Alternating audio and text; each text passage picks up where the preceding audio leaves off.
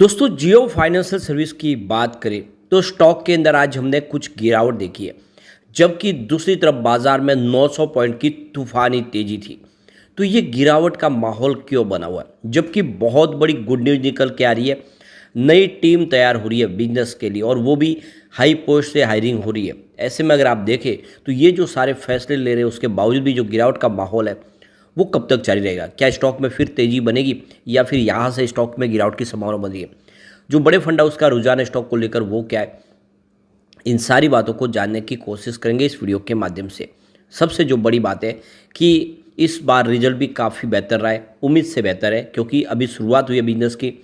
आने वाला जो Q1 होगा और Q2 वो बहुत ही ज़बरदस्त होगा और उसके बाद में इसकी शेयर की प्राइस को कोई रोक भी नहीं पाएगा। लेकिन अभी हमें क्या करना चाहिए, शॉर्ट टर्म इन्वेस्टर और मिड टर्म इन्वेस्टर के लिए क्या स्ट्रेटेजी हो सकती है, इन सारी बातों को जानेंगे इस वीडियो के माध्यम से। लेकिन फ्रेंड उससे पहले अगर आप पहली बार हमारे चैनल पे आए तो चैनल को सब्सक्राइब कर दीजिए, एक बेल आइकॉन दबा दीजिए ताकि जब भी नया वीडियो बने पहला नोटिफिकेशन आपको मिले। वीडियो पसंद आए तो लाइक शेयर जरूर कीजिए। चलो फ्रेंड्स वीडियो स्टार्ट करते हैं। मैं हूँ आपका दोस्त SP दवे और हमारे अपने चैनल ऑनलाइन कमाई में आपका बहुत बहुत स्वागत है। तो सबसे पहले बाजार की बात करें तो आज BSE सेंसेक्स देख दो कि 74,671 के स्तर पे क्लोजिंग दी है। 941 पॉइंट की बम्पर तेजी यानी 1.28% दौड़ा BSE सेंसेक्स। अब ये जो तेजी बनी है ये एक्चुअल में देखें तो निफ्टी के बड़े इंडेक्स में ही है। निफ्टी 50 में पॉइंट लगभग 1% के आसपास की तेजी थी और निफ्टी 100 में भी 0.91% की तेजी थी। तो निफ्टी के बड़े इंडेक्स में काफ़ी अच्छी तेजी है, उस जो निचले इंडेक्स है उसमें तेजी कम है। अब निफ्टी मिड कैप की बात करें तो यहाँ पे 0.50% की तेजी थी और निफ्टी मिड कैप 100 में भी 0.42% की तेजी थी। अब निफ्टी स्मॉल कैप 50 तो 0.04% की गिरावट थी। तो कुल मिला के देखिए ये जो आज की बड़ी तेजी है वो स्मॉल कैप के अंदर नहीं थी बल्कि ये निफ्टी के बड़े इंडेक्स में थी।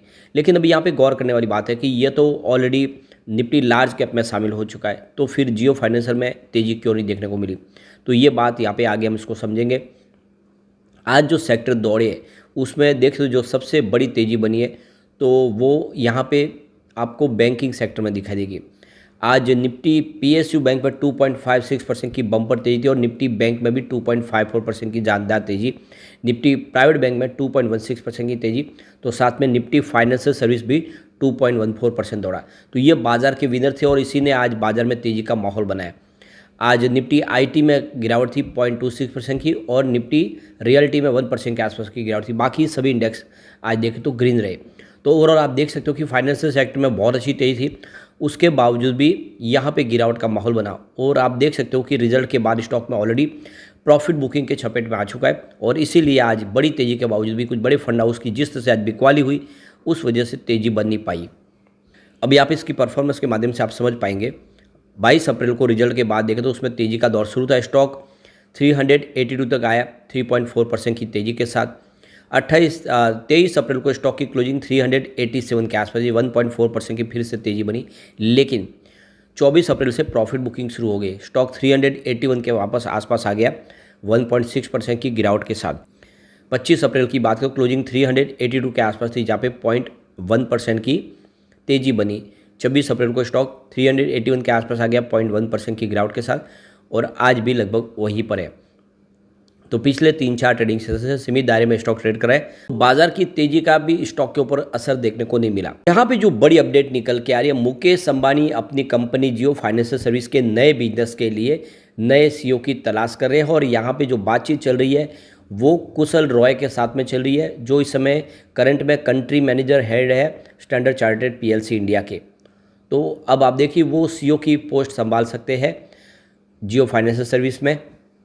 तो जो खबर निकल के आ रही है कुशल रॉय है वो ज्वाइन कर सकते हैं जियो फाइनेंशियल की जो नॉन बैंकिंग फाइनेंस ARM है जियो फाइनेंशियल सर्विस लिमिटेड, उसको आप कर लीड करते हुए दिखाई दे सकते हैं। तो जैसे ही अपॉइंटमेंट फाइनल हो जाती है तो उसके बाद में यहाँ पे रेगुलेटरी अप्रूवल ली जाएगी CEO की पोस्ट के लिए। अलग अलग एजेंसी जो भी सरकारी मशीनरी है वहाँ पे। इससे पहले देखो तो KV कामत को कंपनी की तरफ से नॉन एग्जीक्यूटिव चेयरमैन की पोस्ट पे यहाँ पे अपॉइंट किया गया है, जो देख सकते हो कि काफ़ी अच्छा उनके पास अनुभव है। इसके अलावा देखो तो स्टेट बैंक ऑफ इंडिया की तरफ से जो वहाँ पे उनकी एक मजबूत पोस्ट के लिए जो चरणजीत अत्रा है उनको हायर किया गया है, जो चीफ ऑपरेटिंग ऑफिसर बनाए गए हैं कंपनी के अंदर। कुशल रॉय की बात करें स्टैंडर्ड चार्टर्ड के अंदर वो देखें तो पिछले 5 सालों से कंज्यूमर प्राइवेट और बिजनेस बैंकिंग सेवाएं देख रहे हैं, वो काफ़ी उनके पास अनुभव है। अब जैसे कि कंपनी ने यहाँ पे पार्टनरशिप की है ब्लैक रॉक के साथ में, जिसके माध्यम से मिले तो वेल्थ मैनेजमेंट और ब्रोकरेज का बिजनेस शुरू करने जा रहे हैं और इसके लिए एक अनुभवी व्यक्ति की ज़रूरत है और एक कुशल रॉय के रूप में उनको एक अनुभवी व्यक्ति मिल सकते हैं जिससे इनका बिजनेस तेज़ी से ग्रो कर सकता है। कंपनी यहाँ पे म्यूचुअल फंड का बिजनेस शुरू कर रही है, इंश्योरेंस का बिजनेस और पेमेंट बिजनेस, बहुत सारे बिजनेस है। ऐसे में अलग अलग बिजनेस के लिए अलग अलग हेड की ज़रूरत है जो इन बिजनेस को आराम से इजीली आगे ले पाए, क्योंकि उनको मार्केट लीडर बनना है।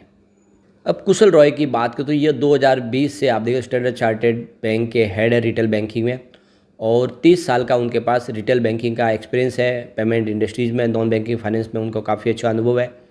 और आप देखें तो इससे पहले उन्होंने ये यहाँ पे chief executive officer Tata capital finance में सर्विस दे चुके हैं। इसके अलावा अगर आप देखें तो वो ICICI बैंक के अंदर, बार्कलेज बैंक के अंदर और सिटी बैंक के अंदर भी अपनी सेवाएं दे चुके हैं। यानी बहुत ज़बरदस्त अनुभव है। अब यहाँ पे कुशल रॉय के एजुकेशन की बात करें तो उन्होंने बैचलर ऑफ टेक्नोलॉजी यानी BTech की डिग्री ली है इंडियन इंस्टीट्यूट ऑफ टेक्नोलॉजी यानी IIT खड़गपुर से और पोस्ट ग्रेजुएशन का पूरा उन्होंने कोर्स किया है इंडियन इंस्टीट्यूट ऑफ मैनेजमेंट यानी IIM अहमदाबाद से। तो काफ़ी ज़बरदस्त अनुभव है उनके पास और इसका फ़ायदा बिल्कुल जियो को होगा। जियो आने वाले समय कमाल कर सकता है, इस लेवल पे खरीदारी की संभावना तो बनती है। लेकिन आज जो गिरावट हुई इसके पीछे वजह देखें तो यहाँ पे बड़े फंड हाउस की बिकवाली है। तो सुबह 9:15 पर 384 की प्राइस से 1,06,000 शेयरों की खरीदारी हुई। उसके बाद उसी समय 9:15 पर 383 की प्राइस से 1,26,000 शेयरों की बिकवाली हुई। फिर 10:11 पर 381 की प्राइस से 1,22,000 शेयरों की बिकवाली और हुई। उसके बाद 12:20 पर 379 की प्राइस से 1,22,000 शेयरों की एक बड़ी बिकवाली और हुई। उसके बाद 1:40 पर 379 की प्राइस से 1,12,000 शेयरों की एक बिकवाली हुई।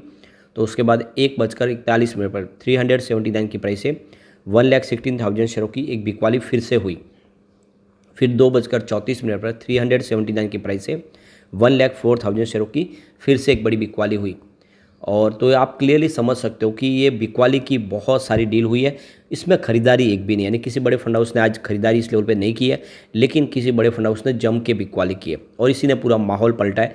लेकिन अगर आप लॉन्ग टर्म इन्वेस्टर हैं तो ये बहुत अच्छा मौका है डीप में खरीदारी करने का। स्टॉक आने वाले समय आराम से 4 डिजिट में जा ही सकता है, यानी 1000 का टारगेट बहुत जल्दी दिखा सकता है, क्योंकि बिजनेस अब शुरू होंगे और उसके बाद में शेयर प्राइस लगातार बढ़ सकती है। तो दाव आपको लगाना चाहिए, नई टीम तैयार हो रही है। लेकिन फ्रेंड, कोई भी इन्वेस्टमेंट करने से पहले अपने फाइनेंशियल एडवाइजर से बड़े ले या अपना खुद का रिसर्च करें, क्योंकि मैंने वीडियो आपके एजुकेशनल पर्पज़ के लिए ही बनाया। वीडियो पसंद आए तो लाइक से जरूर कीजिए और चैनल को सब्सक्राइब कर दीजिए। Thank you friend.